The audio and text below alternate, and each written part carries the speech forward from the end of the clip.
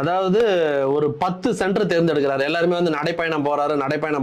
அதாவது தமிழகத்துல ஒரு 10 சென்டர், திருநெல்வேலி, மதுரை முக்கியமான மாவட்டங்களை தேர்ந்தெடுத்து ஒரு 10 சென்டர்ல வந்து ஒரு கூட்டம் போட போறாரு.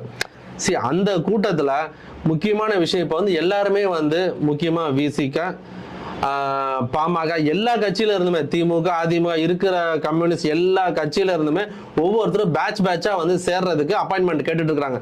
இவர் என்ன சொல்றாருன்னா, அதாவது அந்த திருச்சி விஐபி அவர் கொடுக்குற ஐடியா படி அவங்கள அப்படியே சைலண்டா இருங்க, இப்போதைக்கு நான் வந்து இந்த படத்தை முடிச்சிடுறேன். இப்போ அந்த கடைசியா ஒரு படம் பண்ணிட்டு இருக்காரு எச் வினோதோட, அந்த படத்தை முடிச்சுட்டு இந்த 10 சென்டர்ல நான் கூட்டம் போடும்போது அந்தந்த மாவட்டங்களை வந்து பல்கா வந்து சேரணும், அப்படி சேரணும்னு சொல்ல.